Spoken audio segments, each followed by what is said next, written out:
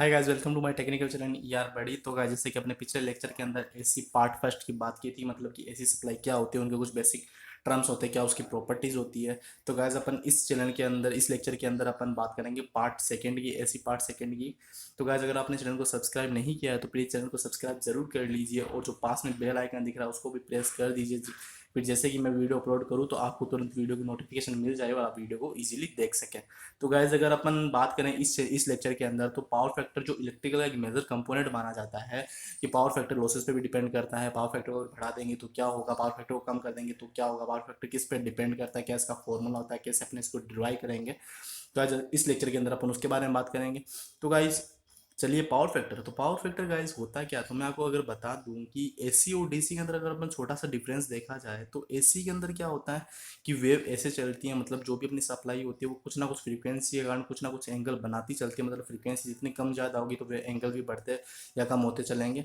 और डीसी के अंदर फ्रीक्वेंसी नहीं होने के कारण क्या होता है गाइस, डीसी के अंदर कॉन्स्टेंट सप्लाई चलती है और उनके अंदर कोई भी एंगल नहीं बनता, उनके अंदर फ्रीक्वेंसी नहीं होने के कारण एंगल नहीं बनता, और एंगल नहीं बनने के कारण अपन पावर फैक्टर, डीसी के अंदर पावर फैक्टर कभी भी यूज़ नहीं करते। डीसी के अंदर पावर फैक्टर क्या नहीं यूज़ नहीं करते, डीसी के अंदर पावर फैक्टर यूज़ नहीं करते, क्योंकि डीसी के अंदर फ्रीक्वेंसी नहीं होने के कारण एंगल नहीं बनता है। तो चलिए, एसी की अगर बात की जाए, एसी सप्लाई की, तो एसी सप्लाई के अंदर गाइस क्या होता है कि साइन वेव जो चलती है, कोसाइन वेव चलती है, तो वोल्टेज और करंट के क्या होता है, वोल्टेज और करंट के बीच में जो भी एंगल बनते हैं उनके लिए चलती है। मतलब कि जैसे कि वोल्टेज और करंट आगे पीछे चलती है, तो यहाँ पे जो 30 डिग्री का एंगल बन रहा है, यहाँ पे 60, यहाँ पे 90 डिग्री, और यहाँ पे 0 डिग्री का जो एंगल बन रहा है, उस पर टोटली क्या होता है, पावर फैक्टर डिपेंड रहता है। तो पावर फैक्टर का एक बेसिक फॉर्मूला अगर मैं आपको बता दूँ, अगर आपको सिंपल वे में पावर फैक्टर को डिफाइन करना है, पावर फैक्टर को अगर फाइंड करना है, ड्राइव करना है, कैसे पावर फैक्टर आप निकाल सकते हैं, तो ये भी एक फॉर्मूला होता है आर अपॉन जेड, मतलब रेजिस्टेंस डिवाइड बाई इंपीडेंस। अगर रेजिस्टेंस में अगर अपन इंपीडेंस का डिवाइड कर देंगे तो अपने पास में क्या आ जाएगा, कोस फाई, मतलब कि एक पावर फैक्टर आ जाएगा। मतलब कि जो ये एंगल बन रहा है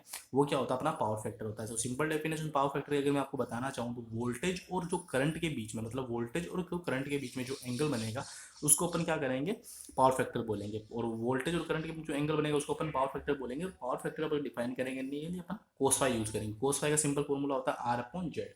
तो गाइज, मैं आपको बताना चाहता हूँ कि अगर आप ये एक डायग्राम समझ लेते हैं, मतलब कि एक ये फेजर डायग्राम समझ लेते हैं, तो आपको पूरा पावर फैक्टर इजीली समझ में आ जाएगा। तो गाइस, जैसे कि अपन देखेंगे यहाँ पर, अगर अपन एक्सल करें, मतलब ये यहाँ पे इंडक्टिव रिएक्टेंस करें, और यहाँ पे अपन कैपेसिटिव रिएक्टेंस मतलब कि एक्सी करें, और यहाँ पे अगर रेजिस्टेंस की बात करें, तो गाइस अगर अपन, मैं कह दूँ कि केवल सर्किट के अंदर प्योर इंडक्टर लगा हुआ है, मतलब केवल इंडक्टर ही लगा हुआ है सर्किट के अंदर और कुछ नहीं लगा हुआ, तो 90 डिग्री एंगल बनेगा गाइस। और मैं कह दूँ कि प्योर कैपेसिटर लगा हुआ और कुछ नहीं लगा तो 90 डिग्री एंगल बनेगा। तो आपको सिंपल वे में पता है कि कोस 90 की वैल्यू क्या होती है, कोस 90 की वैल्यू क्या होती है, जीरो होती है। और पावर इस टाइम क्या हो जाएगी अपने पास में, पावर भी जीरो हो जाएगी, क्योंकि वी आई कोस फाई होती है पावर, और पावर जीरो हो जाएगी क्योंकि यहाँ पे कोस फाई वैल्यू जीरो हो जाएगी। तो पावर क्या हो जाएगी अपनी, पावर भी जीरो हो जाएगी। तो गाइस, मतलब कि प्योर इंडक्टिव और प्योर जो कैपेसिटिव सर्किट होता है उसमें 90 डिग्री एंगल बनने के कारण क्या होती है, पावर जीरो हो जाती है। इसलिए अपन प्योर इंडक्टिव सर्किट या प्योर कैपेसिटिव सर्किट यूज नहीं करती है। तो क्या होती है, एक आइडियल कंडीशन होती है गाइस। तो गाइस, जैसे कि आपने देखा इस, मैंने आपको बताया कि इस फेजर डायग्राम से अपन देख सकते हैं कि अगर अपन प्योर इंडक्टिव सर्किट या प्योर कैपेसिटिव सर्किट की बात करते हैं तो पावर इजीली जीरो हो जाती है, क्योंकि 90 डिग्री पर कोस फाई की वैल्यू जीरो रहती है। तो गाइस, अगर प्योर इंडक्टिव सर्किट की बात की जाए तो यहाँ पे कोई भी रेजिस्टेंस नहीं लगा, केवल इंडक्टिव सर्किट ही लगा हुआ है, इंडक्टर ही लगा हुआ है। ये आइडियल कंडीशन होती है। एक इमेजनरी अपन सोचते हैं कि ऐसा अगर हो तो क्या होता है, पर ऐसा होता नहीं है, कुछ ना कुछ सर्किट का रेजिस्टेंस रहता है। तो pure inductive circuit ideal condition होती है। तो इसके बारे में अगर बात करें तो गाइज, जो कोस फाई का मतलब पावर फैक्टर का जो सिंपल फॉर्मूला होता है वो क्या होता है, आर अपॉन जेड। और अगर मैं कह दूँ कि सर्किट के अंदर रेजिस्टेंस है ही नहीं, केवल इंपीडेंस है, तो रेजिस्टेंस नहीं होने के कारण क्या हो जाएगा, पावर भी जीरो हो जाएगी, क्योंकि अगर यहाँ पे अपन जीरो रख देंगे तो रेजिस्टेंस की वैल्यू जीरो हुई, तो कोस फाई क्या हो जाएगा, पूरा जीरो हो जाएगा। और कोस फाई जीरो होने के कारण क्या हो जाएगी, अपनी पावर भी जीरो हो जाएगी, क्योंकि अगर कोस फाई की वैल्यू यहाँ पे जीरो पुट करेंगे तो पूरी पावर क्या हो जाएगी, जीरो हो जाएगी। तो गाइज, यही रीजन है प्योर इंडक्टिव सर्किट के अंदर पावर क्या रहती है, जीरो रहती है। तो आइडियल कंडीशन में क्या होती है, पावर जीरो ही रहती है। तो गाइस, अगर अपन जैसे कि देखें कि अगर प्योर इंडक्टिव सर्किट तो होता ही नहीं है, कुछ प्योर इंडक्टर लगा ही नहीं होता, कुछ ना कुछ उसका रेजिस्टेंस होता है, तो वो कैसे वर्क करता है। तो अगर आरएल सर्किट की बात करें, मतलब कुछ इंडक्टर लगा हुआ और कुछ ना कुछ सर्किट का रेजिस्टेंस है, तब पावर अपने को कैसे मिलेगी, जीरो मिलेगी या पावर अपने को पूरी मिलेगी। तो उसके बारे में आपको बताता हूँ कि जैसे कि अगर अपन यहाँ पे एंगल की बात करें, यहाँ पे तो टोटल 90 डिग्री था, और अगर यहाँ पे रेजिस्टेंस की वैल्यू कुछ ना कुछ होती तो एंगल कुछ ना कुछ यहाँ पे ऐसे झुकता, और 90 माइनस थीटा मतलब कि कुछ ना कुछ एंगल कम होता। तो 90 नहीं होने की वजह से, मतलब अगर 90 होगा तो जीरो हो जाएगा कोस फाइव। अगर 90 नहीं है तो कुछ ना कुछ कम है, तो एंगल कुछ ना कुछ होगा। तो इसलिए क्या होगा, अपने पास में कोस फाइव बराबर क्या हो जाएगा, आर अपॉन जेड हो जाएगा। आर अपॉन जेड मतलब कि रेजिस्टेंस की कुछ ना कुछ वैल्यू होगी, जीरो नहीं होगी। जीरो नहीं होने के कारण कोस फाइव भी जीरो नहीं होगा, और कोस फाइव जीरो नहीं होने के कारण पावर में अपनी जो पावर होगी वो भी जीरो नहीं होगी। मतलब कि जो कोस फाइव की वैल्यू अगर जीरो नहीं है तो अपनी पावर की वैल्यू भी जीरो नहीं होगी। मतलब कि प्योर इंडक्टिव सर्किट यूज नहीं करते अपन, अगर रेजिस्टेंस लगा हुआ होगा तब भी अपने पास में क्या होगी, वैल्यू मिलेगी। मतलब कि कुछ ना कुछ रेजिस्टेंस होता है सर्किट का, इसलिए अपने पावर फैक्टर कभी जीरो नहीं होता है। तो गाइज अगर अपन यहाँ पे जीरो पुट करते थे प्योर इंडक्टिव सर्किट की तरह, तो यहाँ पे पावर क्या हो जाएगी, जीरो हो जाएगी। बिकॉज यहाँ पे रेजिस्टेंस अपन यूज कर रहे हैं, तब अपन क्या करेंगे, पावर अपनी जीरो नहीं हो सकती। मतलब कि आरएल सर्किट के अंदर पावर जीरो नहीं होती और प्योर इंडक्टिव सर्किट के अंदर पावर जीरो होती है, क्योंकि एक आइडियल कंडीशन होती है, ऐसा कुछ नहीं होता है। तो अगर कोस फाई की अगर बात की जाए तो प्योर, अगर सिंपल डेफिनेशन में एक बार आपको फिर बता दूं कि जो angle between the voltage and current, मतलब कि जो ये अपनी वोल्टेज और जो करंट चल रही है उन दोनों के बीच में जो एंगल बन रहा है गाइस, दो वोल्टेज और करंट के बीच में जो एंगल बन रहा है वो क्या होता है, वही क्या होता है 90 डिग्री 60 डिग्री कुछ भी होता है, उसी पे क्या होती है अपनी कोस फाई डिपेंड रहती है। मतलब उस पर अपना पावर फैक्टर डिपेंड रहता है। और पावर फैक्टर का सिंपल फॉर्मूला अपना देख ही लिया कि आर अपॉन जेड, मतलब रेजिस्टेंस अपॉन इंपीडेंस क्या होता है, पावर फैक्टर का एक सिंपल फॉर्मूला होता है। और डीसी में पावर फैक्टर होता नहीं, क्योंकि उसके अंदर फ्रीक्वेंसी नहीं होती, फ्रीक्वेंसी नहीं होने के कारण उसमें एंगल नहीं बनता है, एंगल नहीं बनने के कारण वो कॉन्स्टेंट में चलती रहती है और कोई भी एंगल नहीं बनता उसमें। इसलिए अपन वहाँ पे क्या वी आई यूज़ करते हैं और एसी के अंदर V I cos phi use करते हैं।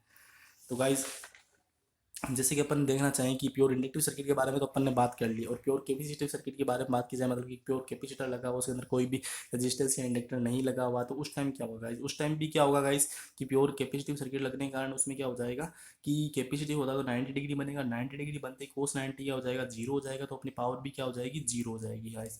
तो को अगर प्योर कैपेसिटिव सर्किट भी नहीं होता, ये भी एक आइडियल कंडीशन होती है, कुछ ना कुछ रेजिस्टेंस होता है।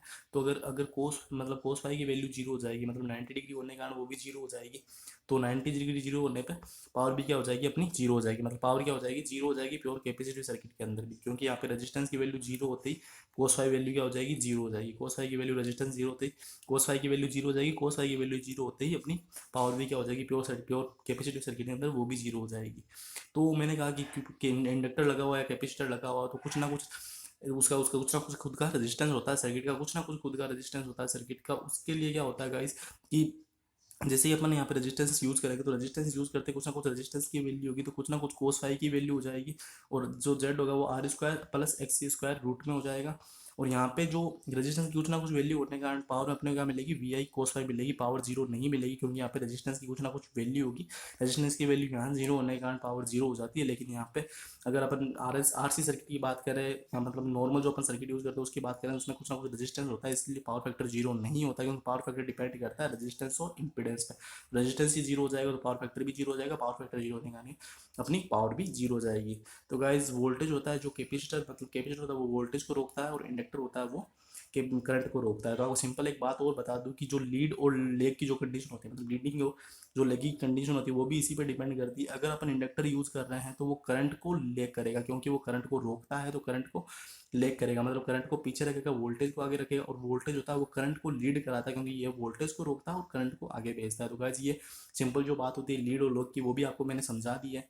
तो गाइज अगर आपको चैनल मतलब कि आपको ये लेक्चर समझ में आया हो, मैंने आपको जो भी एक्सप्लेन किया आपको समझ में आया हो, आपके डाउट जो क्लियर हुए हो, अगर आपको कुछ भी डाउट रहता है तो आप कमेंट बॉक्स में ज़रूर लिखिए, मुझे पूछ लीजिएगा।